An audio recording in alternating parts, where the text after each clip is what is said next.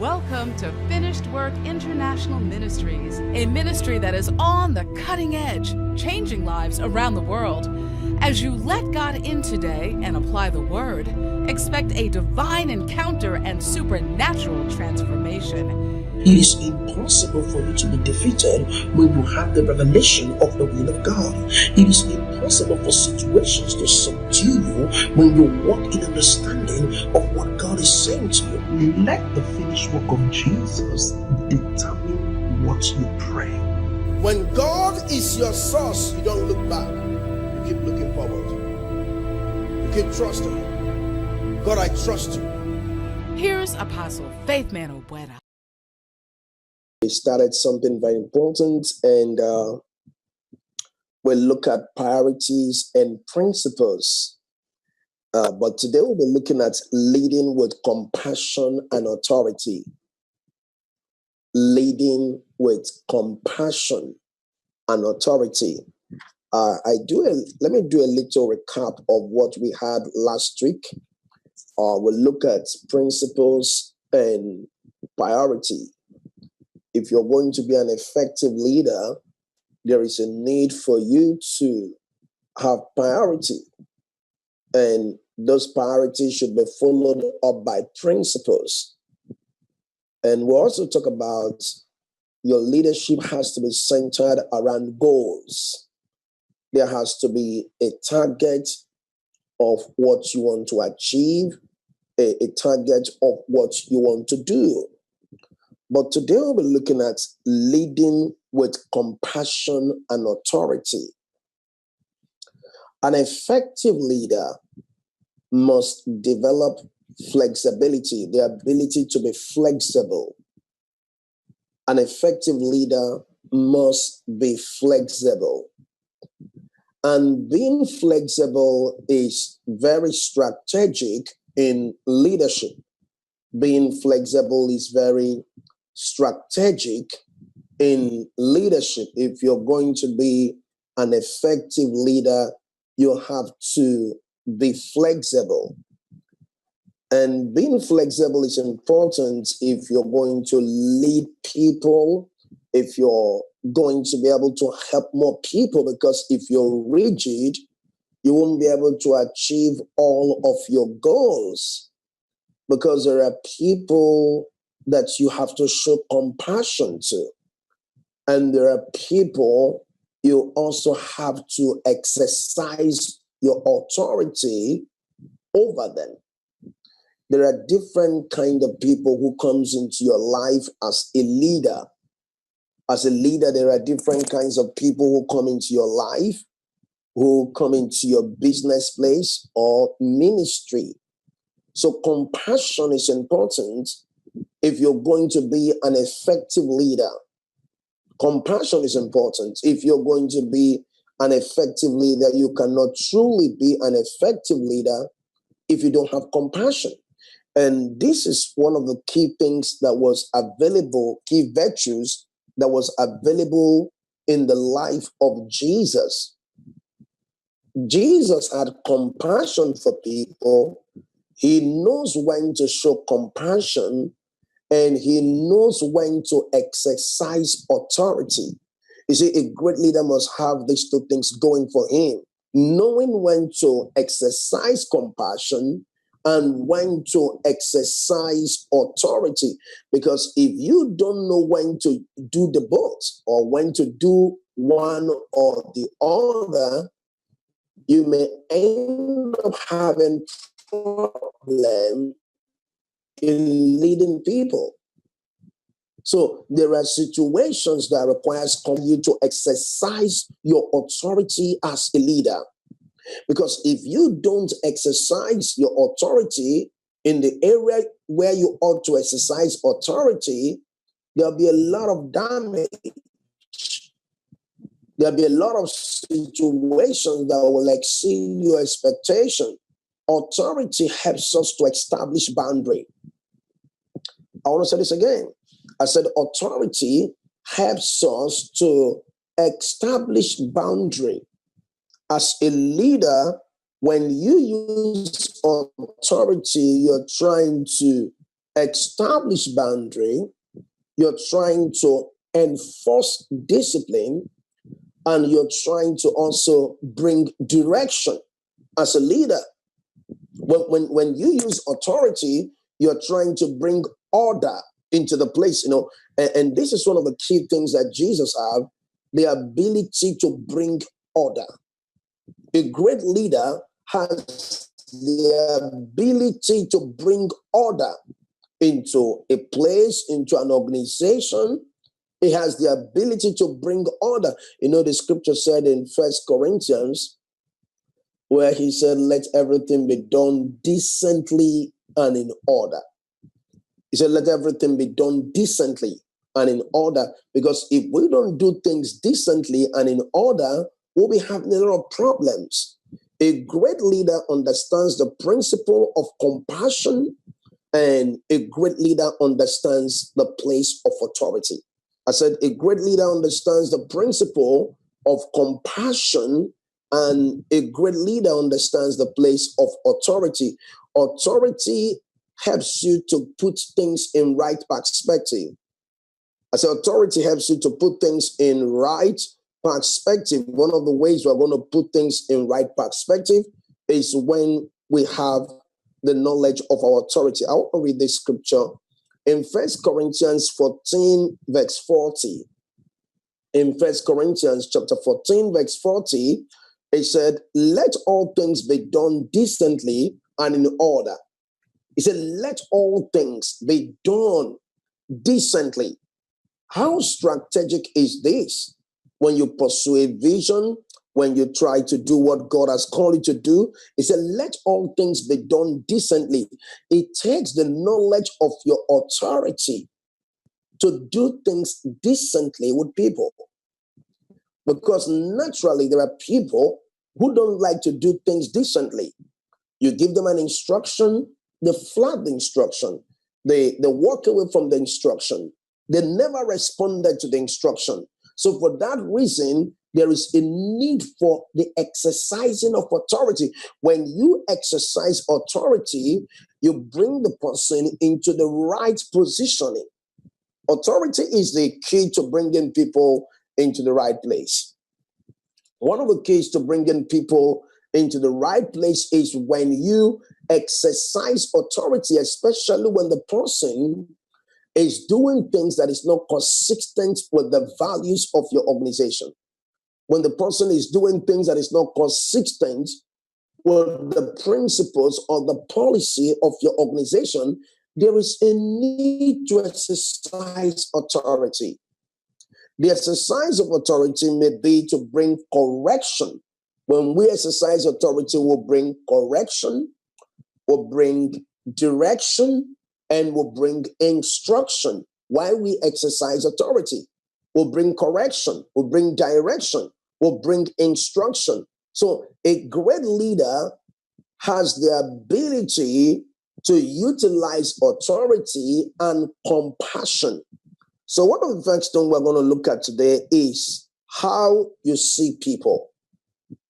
A great leader sees people as doors that we could walk through to do things, to achieve things, and to maximize life. A great leader also sees people as his greatest asset. I'm using the word asset because of trying to use another word, but as the greatest resources you ever have. People are your greatest resources. Your computer is not your greatest resources. People are your greatest resources. How you see people, how you see people as a leader will determine how you treat people. Now, there are people who have this mentality of abusing people. A great leader does not abuse people. He is in collaboration with people for the purpose of achieving vision. A great leader does not abuse people, but a great leader is in collaboration with people for the purpose of achieving vision. Because you cannot achieve your vision just by yourself. Vision needs people. Your organization needs people. No matter how brilliant and how gifted you are, you need people to move the vision forward. So people are your greatest resources. And for that reason, we have to develop people's skill. When I talk about people's skill, the ability to relate with people. You know, some people could have gone very far with their life. They could have done more with their dreams, with their vision, with their assignment, but they don't have people's skill. They allow their emotion to ruin relationship. They allow their emotions to ruin relationship, especially a relationship with a potential to accelerate your vision. A relationship that have the potential to accelerate your vision. You know, sometimes you want to do something great, something outstanding, but you can't do that alone. You need people. You need people. So how you see people will determine how you respond to them, either in their needs or in their situation, how you see people. If you have a wrong perspective of people, it will be difficult to utilize relationship. You know, I was telling someone a few days ago, I said, people bank on friendship. Businesses grow on friendship. People will prefer to buy something from their friend than someone who is not their friend. So relationship is what makes leadership effective. If you want to lead people, desire relationship. Because in relationship, you have interest to meet need, whether it's emotional, mental, or financial, whatever the need may be. But when you have leadership where it's not based on relationship, it's going to be a challenging leadership. Why? People don't follow who they don't trust. People don't follow who they don't trust. But when leadership is based on friendship, networking becomes effective.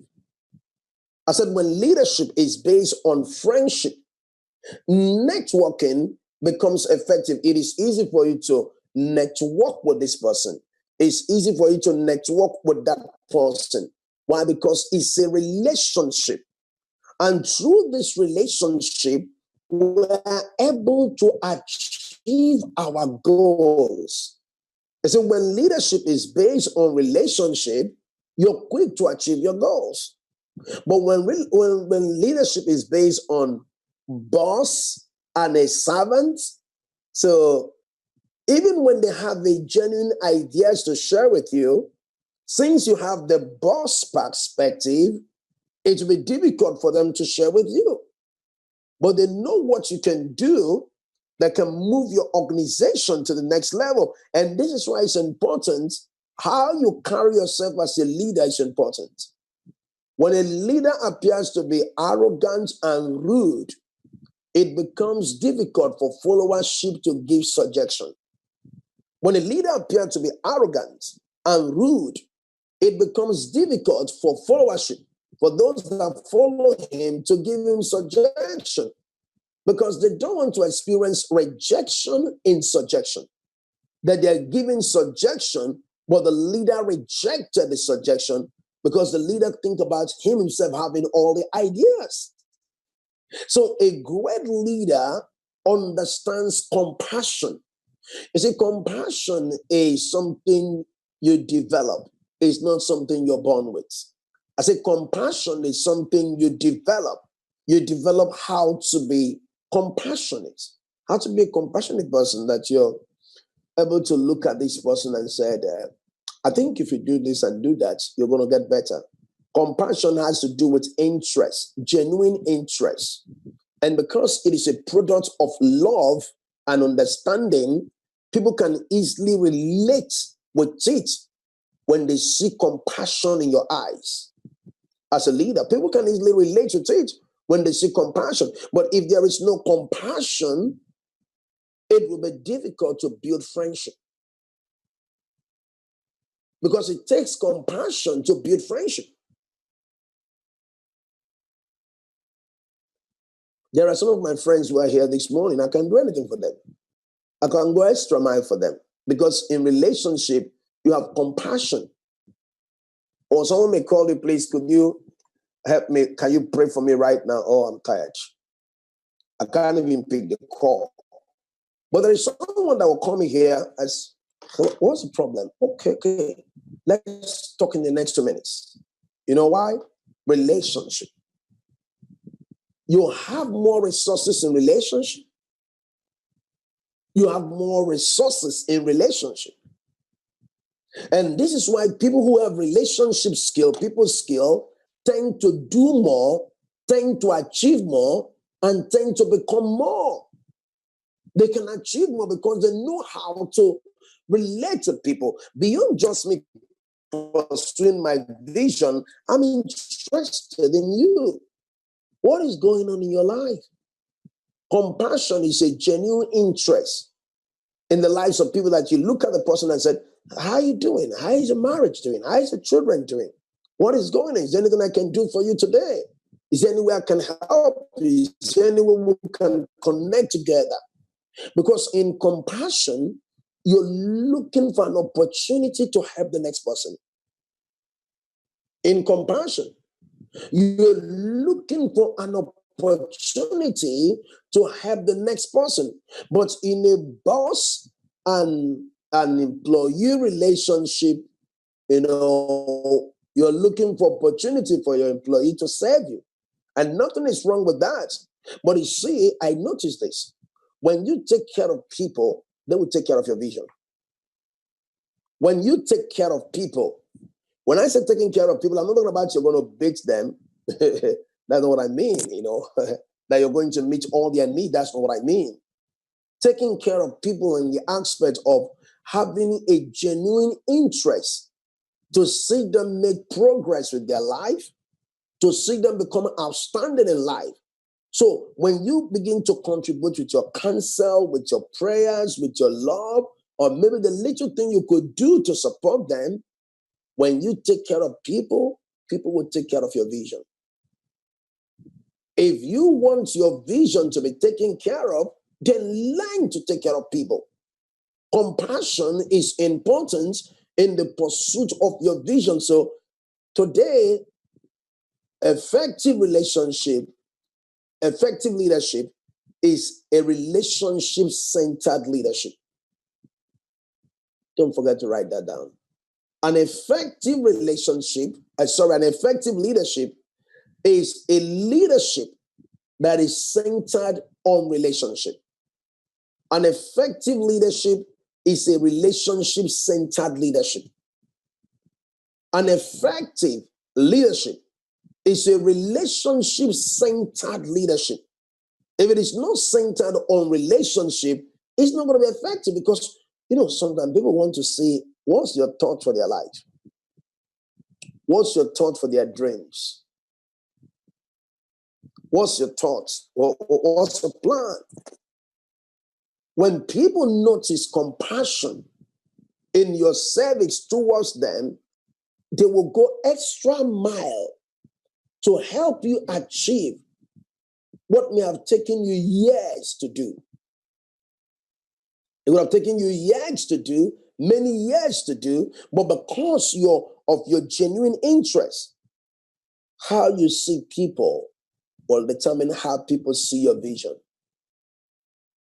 How you see people will determine how people see your vision.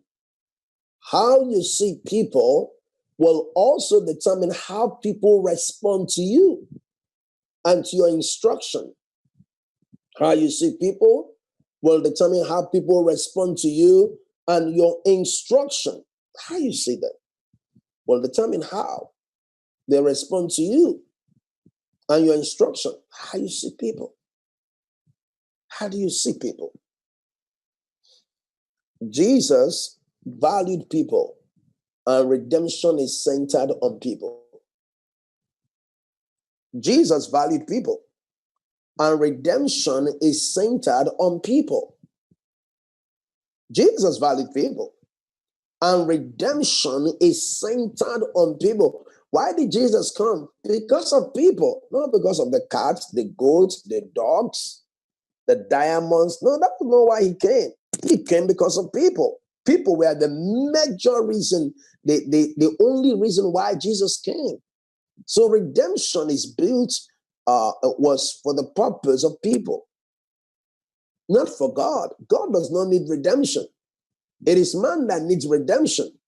So Jesus showed up to give redemption. How you see people will determine people's attitude towards the things you do. If you want them to have a great attitude towards your vision, towards your ministry, towards your assignments, towards what you do, you need to value people.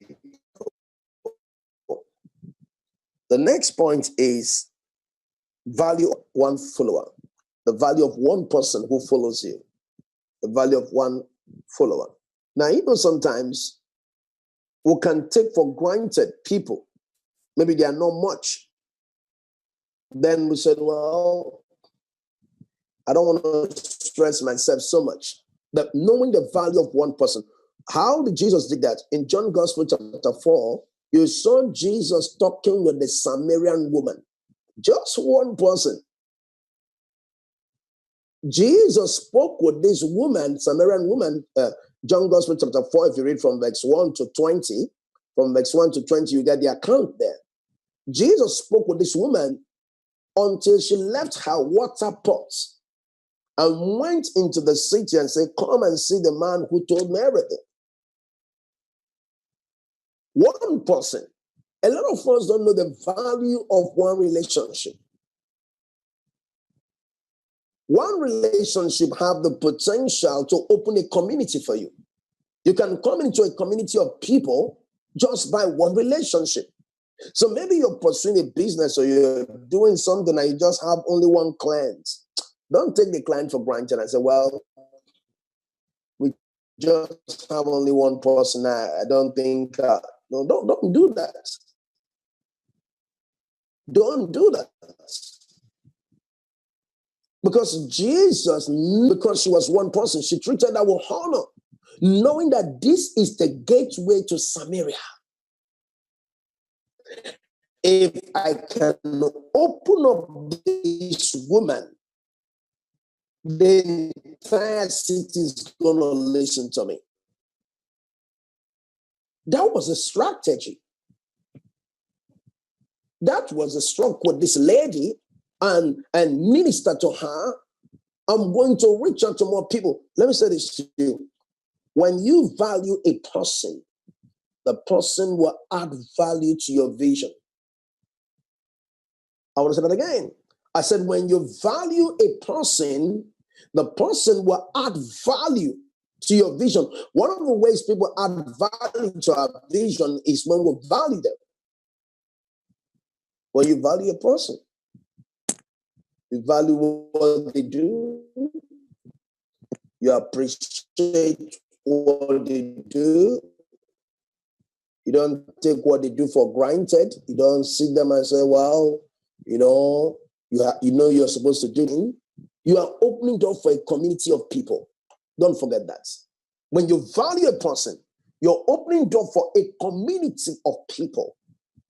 And that was what Jesus did.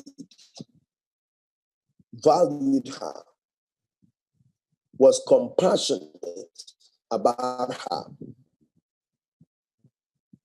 The next thing we need to look at is when you value people, you look beyond their weakness.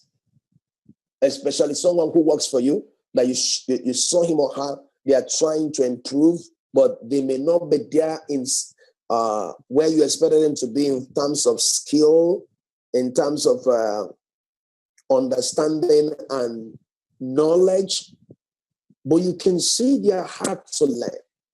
You can see their heart to improve, to grow, and to excel. Value that person. It is better to work with less gifted person, a person who is less gifted, that is humble, than to work with a highly talented and skillful proud man or an arrogant man. It's better to work with someone who is less talented, less gifted, less skillful, less anointed, than to work with someone who is highly anointed, highly skillful, highly talented, and highly proud. Hallelujah. Everything for him is high, including his pride is high. So it's better to work with someone who is less talented. Then he can grow on the job. Then he can grow with you. Then he can grow with you, learn with you, and develop with you. So the value you place on a follower will also determine what you attract. People like it when you value them. People like it when you value them, because value is one of the keys to effective leadership. Value is one of the keys to effectively. When you value a person, the potential in them start coming forth. When you value a person, the potential in them start coming forth. Imagine someone, let's take, for instance, a wife. Okay, let me leave a wife out of it. Let's talk about someone. His boss look at him, or his leader look at him and tell him, you're good for nothing. You can't amount to anything. You are not intelligent. You are useless. You are nobody. Now, such declaration or verbal abuse have a potential to shut down the person's personality and potential. They can truly do well. But imagine someone you told, hey, you're doing well. You're good at what you do.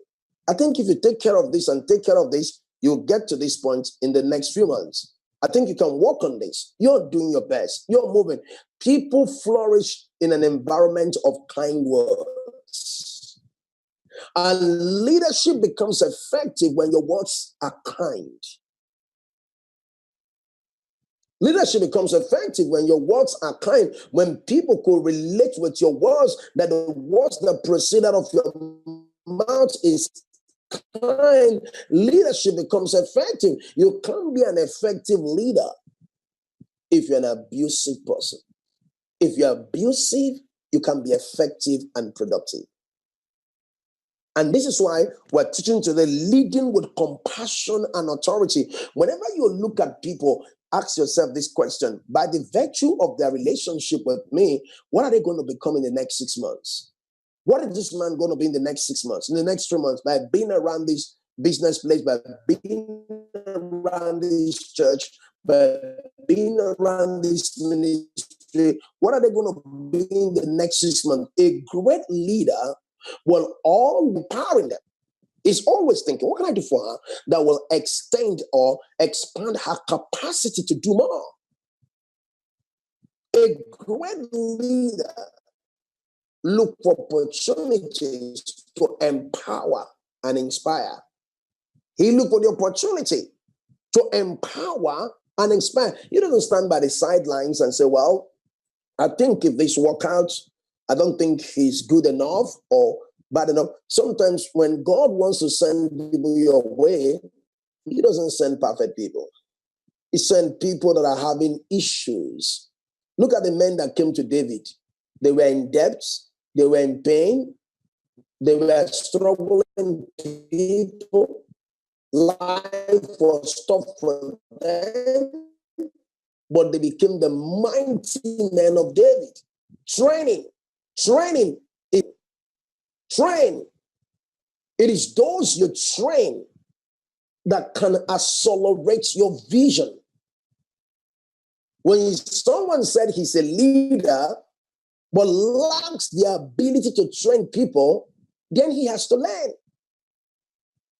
Because leadership becomes effective when you consistently provide training for skill development or for people to acquire skill, people to improve themselves mentally, emotionally, and spiritually.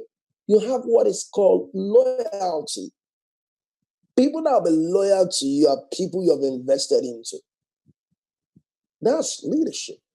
People who are going to be loyal to you are people you have invested into. A great leader is that person with the ability to develop others. The ability to develop others is strategic and effective leadership. And that was why the ministry of Jesus became successful, because Jesus himself considered training as a priority. Training was a priority for Jesus. That was why he was always teaching. Teaching is the process of training. I want to say that again. I said teaching is the process of training. And Jesus considered teaching as a major process of developing people and improving their human capital. Improving them, helping them. So Jesus led with compassion and with authority. Now, the next thing we'll talk about is giving direction. If you're going to lead with compassion and authority, giving direction should be focused, should be your focus. Giving direction. You are a leader to give direction. That's why you're a leader. A lot of businesses shut down because most CEOs or business owners don't know how to give direction. Don't know how to give direction. They don't know how to give direction. And to give direction, you need to be passionate about what you do. And people can relate with it when you're not passionate about the vision. They can relate to it. They can just say, wow, this guy is asking me to do this, but he's not committed to it. This lady's asking me to do this, but she's not committed to it. Passion is an emotional energy.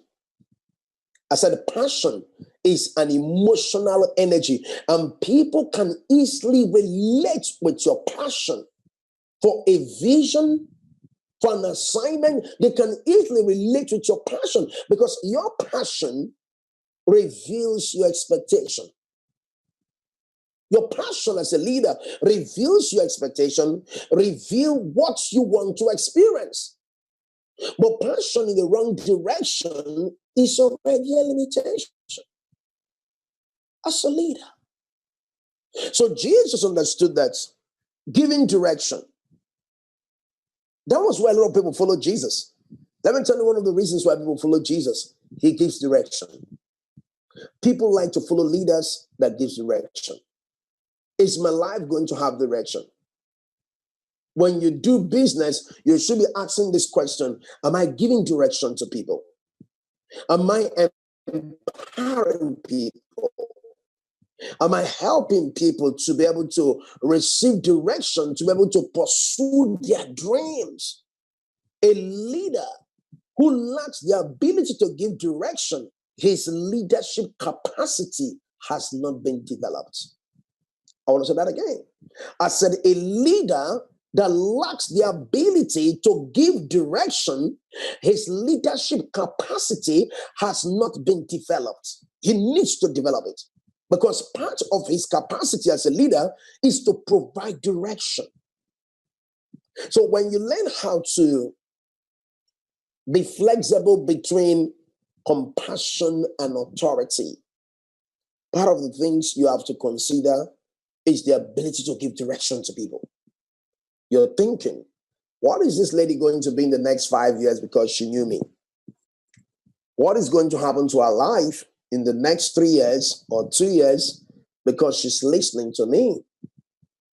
I like to hear feedback from people that listen to me most of the time, not to exalt myself or to exalt my ego. I just want to know what is happening to your life. Are you getting better with this? Are you making progress with this? Are you growing by being around us? What are you achieving? What are you gaining? What are you learning? So we'll ask the question, are you making progress as a result of your relationship with us, as a result of your connection with us? I just want to ask that. I just want to ask that. Feedback is important for a leader. Feedback is important for a leader. When you're leading people, you need to get feedback from them. Are you growing? Are you developing? Are you getting better? That's a leader. That's a leader. So your ability to give direction, people follow for the purpose of direction. I said people follow for the purpose of what? Of direction. Do you give direction? Someone came into your business place or into your company or into your church or into your ministry. Do they experience direction? Do they get direction as a result of being in relationship with your organization? A great leader gives direction for the purpose of the transformation of lives. A great leader gives direction for the purpose of the transformation of life. So giving direction should be something you do consciously daily. You get to the office, ask questions, then you give direction. You ask questions, then you give direction. What are we doing with this? What are we doing with that? You ask questions, then you give direction. That way, you're becoming more effective. That way, you're becoming more strong. You're becoming more relevant to the people that you lead. The next thing we're going to consider is knowing their state. Knowing their state. You need to know the state of people who work for you. Mentally, emotionally, spiritually, sometimes financially.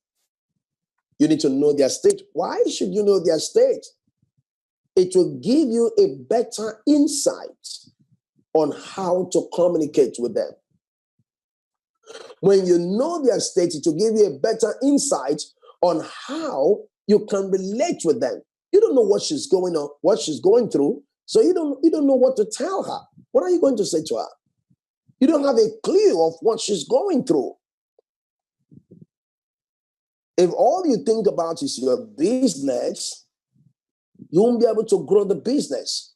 But if all you think about is to empower those who do your business for you, your business will keep growing. Your business will keep growing when you continue to understand the state of those who work for you. Know their financial state, know their health state, know their emotional state.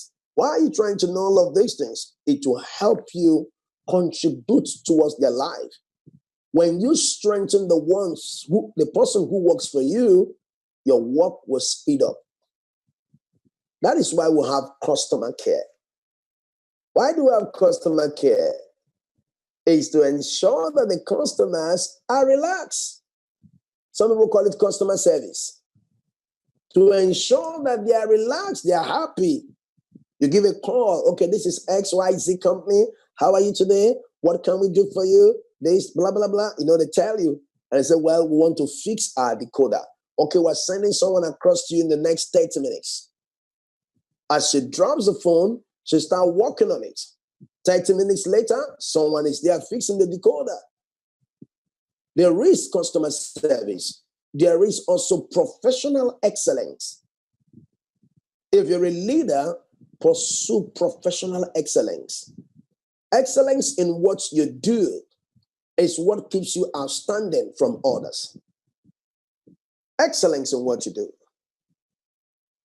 Becoming excellence in what you do is what keeps you outstanding. So knowing the state of the people you lead will help you to contribute to their vision, to contribute to their dreams. And that was one thing about the man called David. He knew the state of guys who worked for him. Glory to God. Glory to God. Glory to God. Hallelujah. Okay. The next point is this: releasing the best, releasing them to do the best, releasing them to do the best. releasing them to do the best. You know, sometimes when people walk and they're tired, they can't give you the best. People can give you the best with poor energy level. People give you the best with high energy level. I said, people can give you the best with low energy level. People can only give you the best with a high energy level. The high energy level is so important if people are going to give you the best. The high energy level. So you have to really, don't be a kind of boss. When people say they are tired, you're telling them keep walking. And they're walking, they are so frustrated and so much mistakes. I prefer you to go and rest, be refreshed, come back and do the job. Than when you're tired and frustrated, you won't do the job with excellence. When the preacher is tired, he can preach to excellence.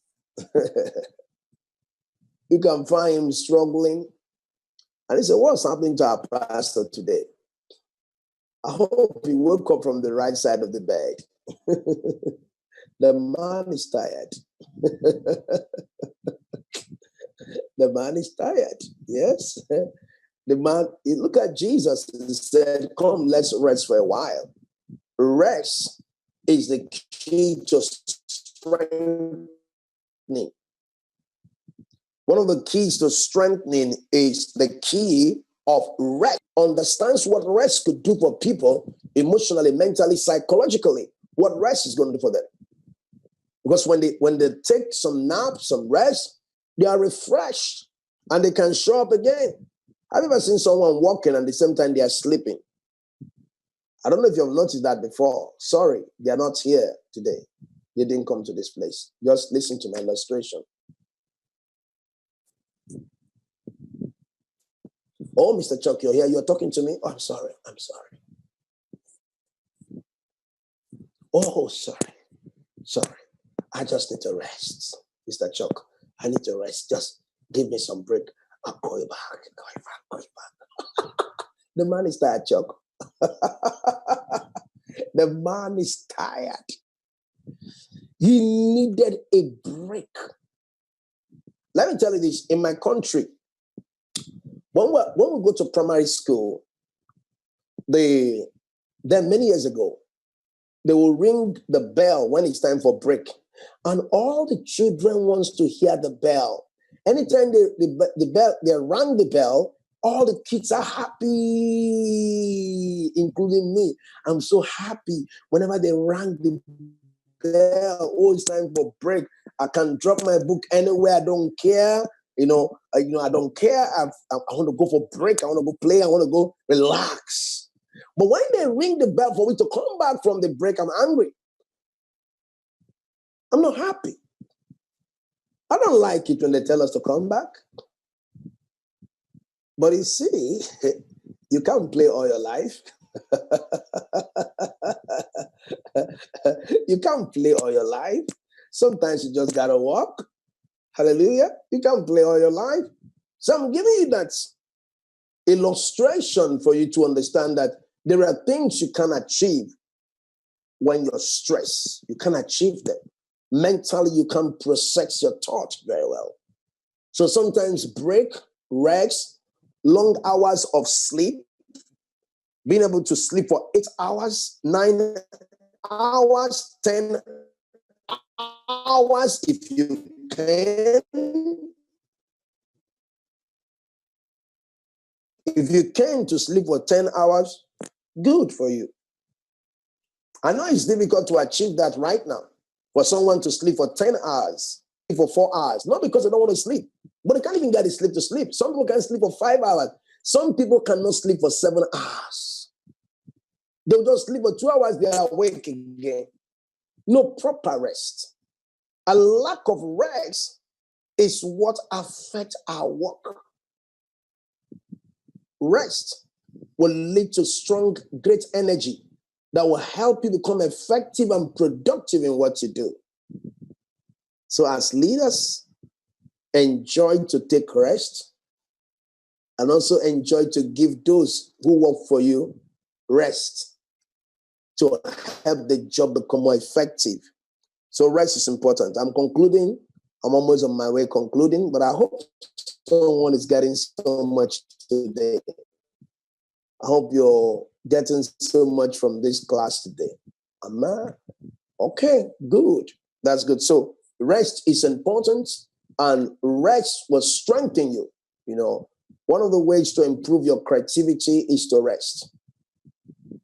When you're fresh, you think straight. When you're stressed, it affects your communication and your thinking.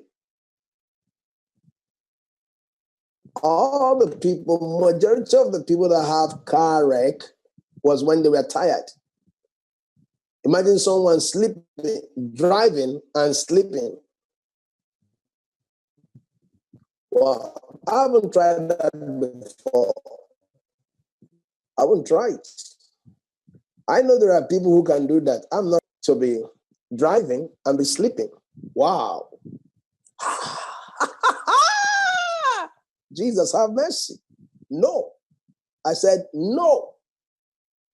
Neither will I have someone driving me and he's sleeping. No. No, don't drive me. Let me walk with my foot. Because when people are tired, they don't give you the best. So rest is important to achieve more results, to do more, to achieve more. When you rest, your body relaxes, and you come back and you're good. Thank you, ladies and gentlemen, for this leadership class today. Today is class 3 of Project 300. We're going to be back here next week, Saturday, the same time. I'll be taking questions maybe in the last class. I'll be taking questions. If you have your questions, you write them down. In the last class, maybe that will be the first Saturday in the month of May. I'll be taking the questions. This is the 3rd class. We'll have 2 more classes and we'll be done with Project 300. Thank you so much for taking out your time to listen to me. I appreciate you and encourage you to share the broadcast with your friends, and you won't remain the same when you do. Until our next broadcast, don't ever forget this. There is greatness in you, and Jesus is coming soon. Bye-bye.